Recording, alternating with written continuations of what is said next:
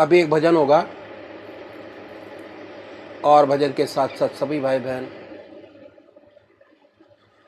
अपने अपने इष्ट का ध्यान करेंगे। ध्यान कैसे करें?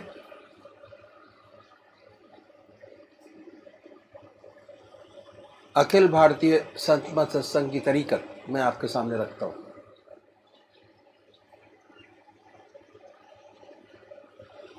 सबसे पहले निश्चित कीजिए कि परमात्मा की कौन सी मूर्त, कौन सी सूरत, कौन सी शक्ल आपको सबसे ज़्यादा प्यारी लगती है। मूर्ति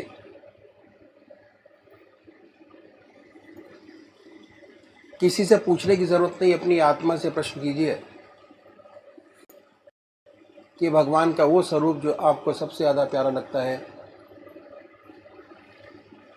उसको चुनें।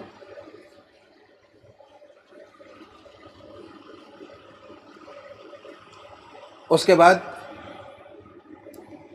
किस नाम से आप उनको याद करेंगे उसको भी चुनें। मंत्र तो क्या हुआ, दो चीज़ आपने चुनी, एक अपना इष्ट देव और एक मंत्र। उसके बाद पूजा के स्थान पर जाइए, जिस स्थान पर बैठे हैं, जिस आसन पर बैठे हैं उसी आसन पर बैठें। बड़े प्यार से धूप बत्ती अगरबत्ती जलाएं। बड़े आराम से बैठिए और बैठने के बाद ये महसूस कीजिए कि आपका इष्ट शरीर आपके सामने विद्यमान है।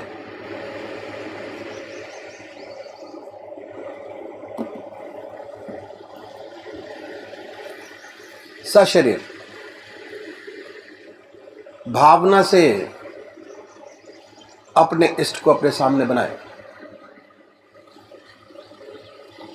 बड़ी बड़ी आंखें हैं, गोल चेहरा है, जटाएं हैं, सर्पों की माला है। ख्याल से बाय थॉट उसमें इतने लीन हो जाए कि जब ध्यान करते हैं तब तक और कोई विचार और ख्याल ना आए, पर आएगा। उन विचारों को हटाएं, फिर अपने इष्ट देव की मूर्त अपने सामने बनाएं। फिर हटाइए, अपने इष्ट देव की मूर्त अपने सामने बनाएं। जो मंत्र आपका है उसको उच्चारित होते सुनिए कि हमारे हृदय से हमारे इष्ट का नाम निकल रहा है और हम सुन रहे हैं। और जब तक ऐसा ना हो, बड़े प्यार से अपने इष्ट का नाम विद फुल फोर्स जिह्वा से ले सकते हैं। इतना फोर्स उस नाम में होना चाहिए कि ना कोई दूसरा विचार रहे ना ख्याल, उसमें तल्लीन हो जाए, उसी की याद हो, उसी का ख्याल हो। समर्पित भाव से बड़े प्यार से अपने इष्ट के नाम को ले।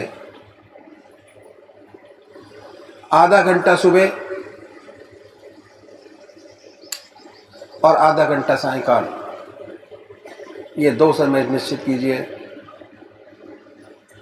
और आधे घंटे में 20 से 25 मिनट ध्यान को दीजिए। अभी एक भजन होगा और भजन के साथ साथ सभी भाई बहन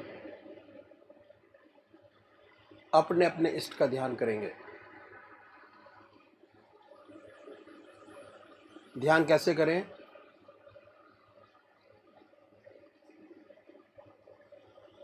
अखिल भारतीय संत मत सत्संग की तरीकत मैं आपके सामने रखता हूं।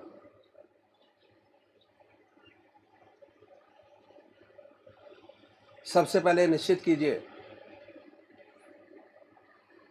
कि परमात्मा की कौन सी मूर्त, कौन सी सूरत, कौन सी शक्ल आपको सबसे ज़्यादा प्यारी लगती है। मूर्ति।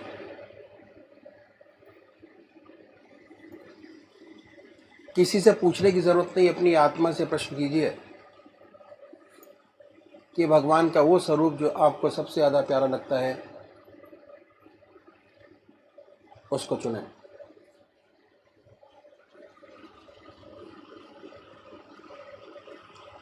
उसके बाद किस नाम से आप उनको याद करेंगे, उसको भी चुने। मंत्र। तो क्या हुआ, दो चीज आपने चुनी, एक अपना इष्ट देव और एक मंत्र। उसके बाद पूजा के स्थान पर जाइए। जिस स्थान पर बैठे हैं, जिस आसन पर बैठे हैं, उसी आसन पर बैठें। बड़े प्यार से धूप बत्ती अगरबत्ती जलाएं। बड़े आराम से बैठिए और बैठने के बाद ये महसूस कीजिए कि आपका इष्ट शरीर आपके सामने विद्यमान है।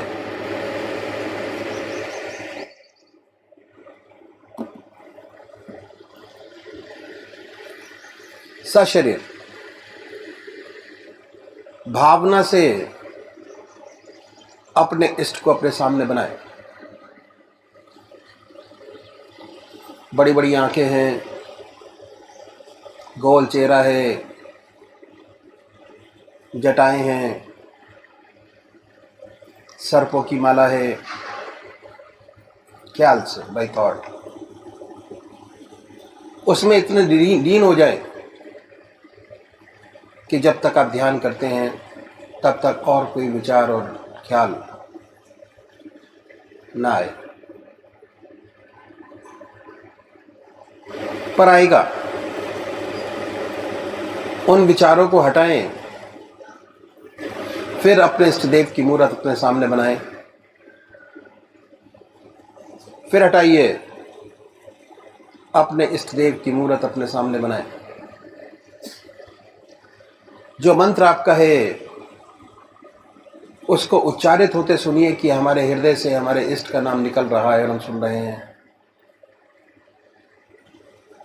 और जब तक ऐसा ना हो, बड़े प्यार से अपने इष्ट का नाम विद फुल फोर्स जिह्वा से ले सकते हैं। इतना फोर्स उस नाम में होना चाहिए कि ना कोई दूसरा विचार रहे, ना ख्याल। उसमें तल्लीन हो जाए, उसी की याद हो, उसी का ख्याल हो। समर्पित भाव से, बड़े प्यार से अपने इष्ट के नाम को ले। आधा घंटा सुबह और आधा घंटा सायंकाल, ये 2 समय निश्चित कीजिए। और आधे घंटे में 20 से 25 मिनट ध्यान को दीजिए। दूसरे वो भाई हैं जो निराकार भगवान के उपासक हैं, ओम, अल्लाह, वाहिगुरु, क्राइस्ट, गॉड, वो क्या करें, वो कैसे ध्यान करें। बड़े आराम से बैठिए, बड़े प्यार से। उसके बाद ये महसूस करें कि हमारे हर दिल की धड़कन पर जो नाम आपने चुना है वो निकल रहा है। हृदय ओम ओम कह रहा है, अब पूरे शरीर में वाइब्रेट करता है। उसके वाइब्रेशंस को महसूस कीजिए और आनंदित होइए। बड़े प्यार से इस काम को करना है।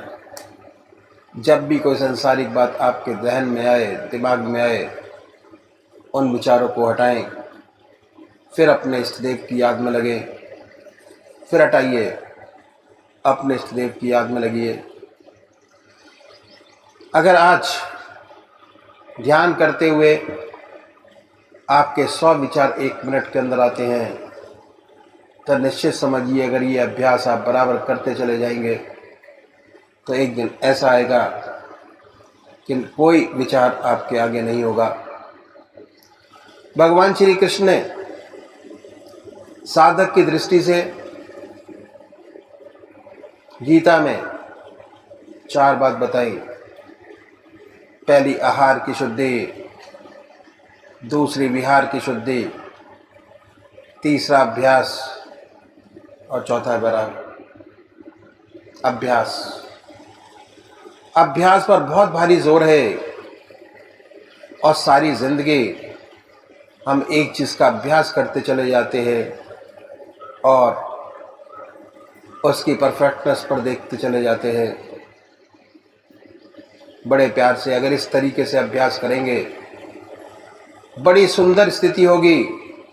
जब भी आप अपने इष्ट देव के चरणों में विश्राम चाहेंगे, बड़े प्यार से विश्राम मिलेगा, ना कोई दूसरा विचार रहेगा, ना ख्याल, और हमारी आत्मा हमारे मन को देखती रहती है, वो बताती है कि हम क्या सोच रहे हैं। जब विचार हट जाए अपने इष्ट देव के चरणों में, फिर दोबारा उस चीज़ को पकड़े, अपने इष्ट देव को दोबारा अपने इष्ट देव में ध्यान लगाइए। तो अभी एक भजन होगा और भजन के साथ साथ सभी भाई बहन अपने अपने इष्ट का ध्यान करेंगे। मुझे चैन करार तुम्ही से है, जिंदगी की बहार तुम्ही से है।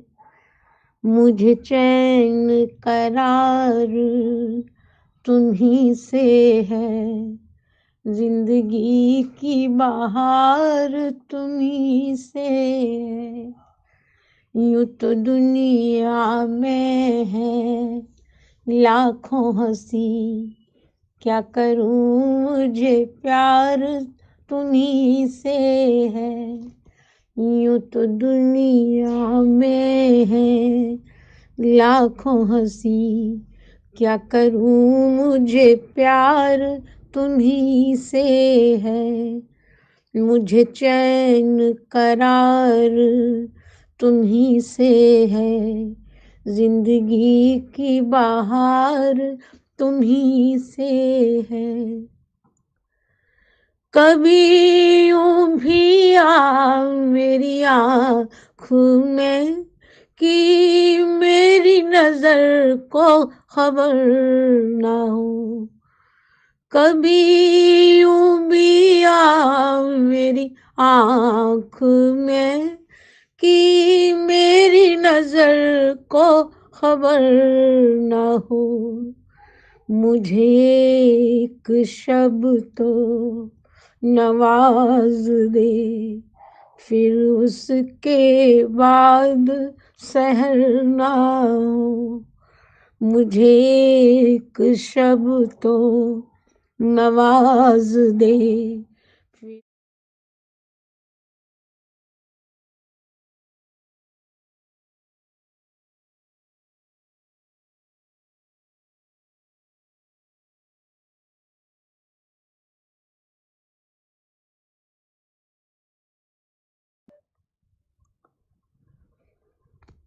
मुझे चैन करार तुम्ही से है, जिंदगी की बहार तुम्ही से है। मुझे चैन करार तुम्ही से है, जिंदगी की बहार तुम्ही से है। यूं तो दुनिया में है लाखों हंसी, क्या करूं मुझे प्यार तुम्ही से है। यूं तो दुनिया में है लाखों हंसी, क्या करूं मुझे प्यार तुम्ही से है। मुझे चैन करार तुम्ही से है, जिंदगी की बहार तुम्ही से है। कभी यूं भी आ मेरी आँखों में कि मेरी नजर को खबर ना हो। कभी यूं भी आ मेरी आँख में कि मेरी नजर को खबर ना हो। मुझे एक शब्द तो नवाज दे, फिर उसके बाद सहर ना हो। मुझे एक शब्द तो नवाज दे, फिर उसके बाद सहर ना हो। यूं तो दुनिया में है लाखों हंसी, क्या करूं मुझे प्यार तुम्ही से है। मुझे चैन करार तुम्ही से है, जिंदगी की बहार तुम्ही से है। तेरा प्यार है मेरी जिंदगी, तेरी दोस्ती मेरी रोशनी है। तेरा प्यार है मेरी जिंदगी, तेरी दोस्ती मेरी रोशनी है। मेरे बाद भी ये दिया जलता रहे, कभी बेचराग ये घर ना हो। मेरे बाद भी ये दिया जलता रहे, कभी बेचराग ये घर ना हो। यूं तो दुनिया में है लाखों हंसी, क्या करूं मुझे प्यार तुम्ही से है। मुझे चैन करार तुम्ही से है, जिंदगी की बहार तुम्ही से है। तू बड़ा रहीम व करीम है, मुझे ये भी सिफत अता कर। तू बड़ा रहीम व करीम है, मुझे ये भी सिफत अता कर। तुझे भूल न भी जो चाहूं मैं, तो मेरी दुआ में असर ना हो। तुझे भूल न भी जो चाहूं मैं, तो मेरी दुआ में असर ना हो।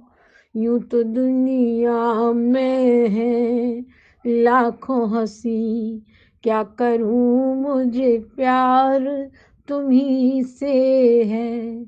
मुझे चैन करार तुम्ही से है, जिंदगी की बहार तुम्ही से है। कभी दिन की धूप में झूम कर, कभी शव के तारों को चूम कर। कभी दिन की धूप में झूम कर, कभी शव के तारों को चूम कर। मेरे साथ साथ चलते चलो, कभी खत्म ये अपना सफर ना हो। मेरे साथ साथ चलते चलो, कभी खत्म ये अपना सफर ना हो। यूं तो दुनिया में है लाखों हंसी, क्या करूं मुझे प्यार तुम्ही से है। मुझे चैन करार तुम्ही से है, जिंदगी की बहार तुम्ही से है। मुझे चैन करार तुम्ही से है, जिंदगी की बहार तुम्ही से है। यूं तो दुनिया में है लाखों हंसी, क्या करूं मुझे प्यार तुम्ही से है। क्या करूं मुझे प्यार तुम्ही से है। क्या करूं मुझे प्यार तुम्ही से है।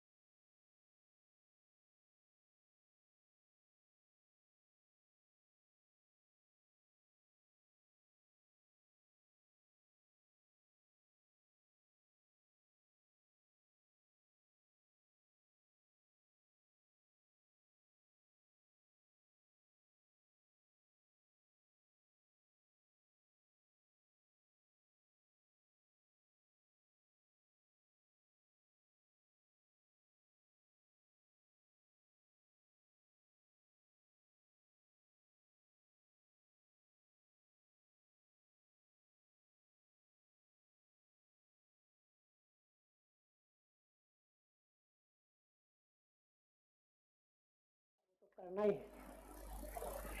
ये तो हमारे महर्षियों ने बतलाया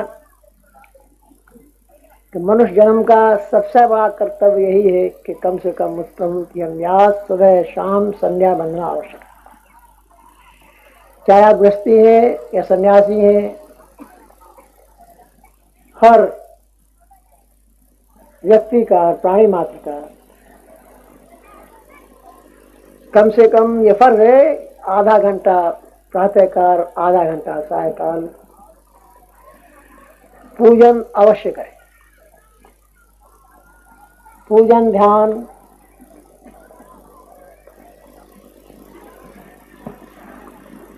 और तो करना ही है। इसके अलावा जो 23 घंटे आपके पास हैं दुनिया के काम के, उसमें से एक भी सेकंड आपका नहीं लिया गया। और 8 घंटे आपके अपने बन गए। इसके बाद इस सेवक ने 2 अभ्यास के ऊपर जोर दिया। हर मनुष्य भोजन करता है, भोजन करने में आधा घंटा दोपहर, आधा घंटा रात्रि में लगाता है। ये समय हर एक के पास खाली है, कोई दूसरा काम नहीं किया जाता है।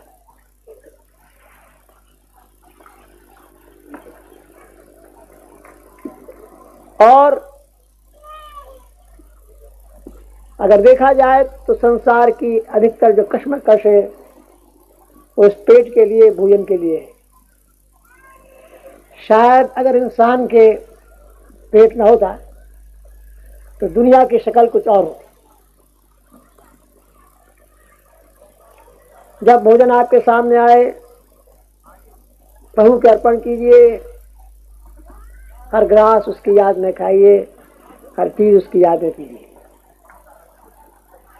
इसके जो फायदे हैं वो कल इस सेवक ने बतलाए थे। क्योंकि आप भोजन परमात्मा की याद में कर रहे होंगे, आपको ईश्वर की याद का आनंद आ रहा होगा।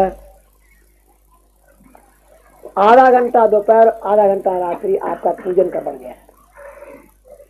ध्यान को ही हम पूजन कहते हैं, उसकी याद को हम पूजन कहते हैं प्रभु की। और हर मनुष्य सोता है, कितनी बिजी लाइफ के न हो, हर व्यक्ति सोता है। और सोने में ऑन एवरेज हम लगा सकते हैं कि 6 घंटे शायद हम लगाते हैं सोने में। कोई 4 सोता है, कोई 8 सोता है। एवरेज लिया जाए तो 6 घंटे का एवरेज आता है, आ जाए। 6 घंटे हर व्यक्ति सोने में लगाता है। ये समय ऐसा है कि जो खाली है, इसका भी सच्चा उपयोग किया जा सकता है। संतों ने इसका बहुत सुंदर उपयोग बतलाया। सोने से पहले दुनिया की जब सब काम समाप्त हो जाए, आप है और आपका बिछौना है, अपने बिछौने पर बैठिए। कहीं अलग आसन लगाने की आवश्यकता नहीं, अपने बिछौने पर ही बैठिए और बैठ के 2 काम कीजिए। सेल्फ इंट्रोस्पेक्शन, आत्मनिरीक्षण। कितने ऐसे काम आज आपसे बने कि जिनसे दूसरे प्राणियों की आत्मा को शांति और सुख पहुंचा। अगर कोई ऐसा काम बना है, भगवान कहते हैं प्रभु आपने अवसर दिया जो ऐसा शुभ कार्य बन पाया, वरना इस सेवक में कहाँ सामर्थ्य है किससे कुछ बन पाए। भगवान कहते हैं। फिर विचार कीजिए कि आप में कोई कमी तो नहीं, किसी बाहर से पूछने की आवश्यकता नहीं। किसी आपकी आत्मा आपका सबसे बड़ा गुरु है। अपने आप को आप पहचानो, कहा किसी का नेक न मानो। अपनी आत्मा से पूछिए, अगर कुछ कमी नजर आती है, नहीं आती तो बड़ी अच्छी बात है। अगर कमी नजर आती है, काम है, क्रोध है, लोभ है, मोह है, अहंकार है, झूठ है, फरेब है, मक्कारी है, दगाबाजी है, कोई ऐसी बात है आपने? और आपकी आत्मा कहती है, किसी और से पूछने वाली आवश्यकता नहीं। अगर आपकी आत्मा कहती है कुछ कमी है, उस पर पश्चाताप करना बड़ा आवश्यक है, बहुत जरूरी है। और पश्चाताप करने का सबसे सुंदर तरीका ये है कि उन बातों में जो आप में कमी नजर आती हैं, सबसे छोटी बात पकड़िए, बड़ी बड़ी। अगर बड़ी बड़ी पकड़ेंगे तो सफलता नहीं मिलेगी। कोई छोटी बात जो यूं ही हो जाती है। बहुत से लोग हैं हंसी मजाक में झूठ बोल जाते हैं, थोड़ी हा हो जाती है, लेकिन झूठ तो झूठ है ही, फायदा कुछ नहीं, खामखा नुकसान में जाते हैं।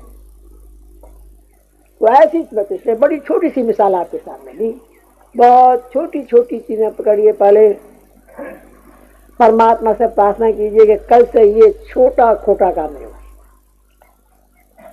शक्ति मांगिए प्रभु से, वायदा कीजिए और अगले रोज से उस छोटी बात को छोड़ दीजिए। अगर ऐसा करेंगे तो आपकी विल पावर बढ़ती चली जाएगी और फिर धीरे धीरे बड़े बड़े दुश्मन जो आपको नजर आते हैं, जिनके विचार, जिसके बारे में आप ये सोचते हैं कि शायद उन पर काबू न हो सके, वो भी धीरे धीरे काबू में होते नजर आएंगे। शर्त यह है कि जिस बात का वायदा आप परमात्मा से करें उसको पूरा करें, पूरा करें। अगर इसके विपरीत करेंगे, वायदा करके पूरा नहीं करेंगे, तो आपकी विल पावर घट जाएगी और फिर कभी आपके हृदय में ऐसी शक्ति भी पैदा नहीं हो पाएगी कि आप कोई वादा कर सकते। इसलिए घटान में नहीं जाना चाहिए। अगर वायदा पूरा नहीं कर सकते तो कोई वायदा मत करिए, उसका कोई नुकसान नहीं। लेकिन जब वायदा करते हैं तो उसे जरूर पूरा कीजिए। ईश्वर से वायदा किया जाता है, उसे जरूर पूरा कीजिए। उसके बाद जब इसके बाद आप सोइए, सोने से पहले 10-15 मिनट 20 मिनट भगवान को दीजिए। प्रभु की गहरी याद कीजिए और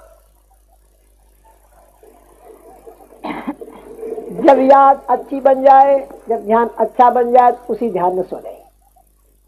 यह अभ्यास,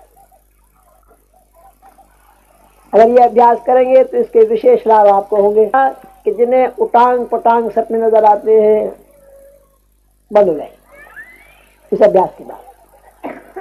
धीरे धीरे आपकी नींद अच्छी आने लगेगी।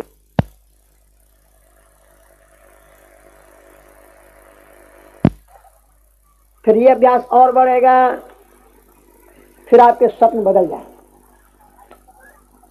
सुंदर सुंदर सपना आने। स्वप्न में आप देखेंगे गंगा जी का स्नान, अपने इष्ट देव के दर्शन, मंदिर के दर्शन। सपने में ही ध्यानावस्थित है, ध्यान में बैठे हैं, प्रभु का ध्यान कर रहे हैं, ऐसे ऐसे बढ़िया अपने गुरुदेव के दर्शन, ऐसे सुंदर सुंदर सपने आने लगते। और जब ऐसे सुंदर सपने आने लगते हैं तो साधक की हिम्मत और बढ़ जाती है, साहस और बढ़ जाता है और वो गहरा ध्यान करके सोता है। फिर धीरे धीरे ये सपने रियलिटी में बदल जाते। अभी स्वप्न देख रहे थे, अनंत सूर्यों का प्रकाश ही प्रकाश है, सारा प्रकाश से सब कुछ भरा है, शरीर में बिजली दौड़ गई सोते सोते। तो साधक जिस ध्यान में सोता है, रात भर उसी ध्यान में पड़ा रहता है। सुबह उठता है तो उसका ध्यान और अच्छा लगा हुआ होता है। अगर आज्ञा चक्र पर ध्यान करते करते सोया, जब सुबह उठेगा तो उसका आज्ञा चक्र और तेजी से चलता होगा या उसका ध्यान शहदल कमल पर होगा। आत्मा ये कहेगी कि रात भर पूजा होती रही और शरीर सुस्ता गया। ये अभ्यास है। 6 घंटे जो सोने के वो आपके अपने पूजा के बन गए। और आपके काम का एक भी सेकंड नहीं जाएगा, नॉट ए सिंगल सेकंड। भगवान कृष्ण ने साधक के लिए 4 बातें विशेष गीता में बताई, जो निचोड़ है गीता का साधक के लिए, साधक के दृष्टि।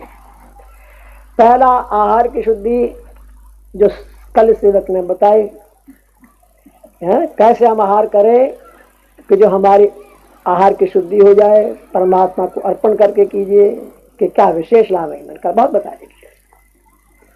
विहार की शुद्धि, जो मैंने विहार के सामने रखा, गीता में भगवान कृष्ण ने बतलाया आहार की शुद्धि, विहार की शुद्धि। इन संतों ने बताया कि कैसे होगी, हाउ टू अचीव इट।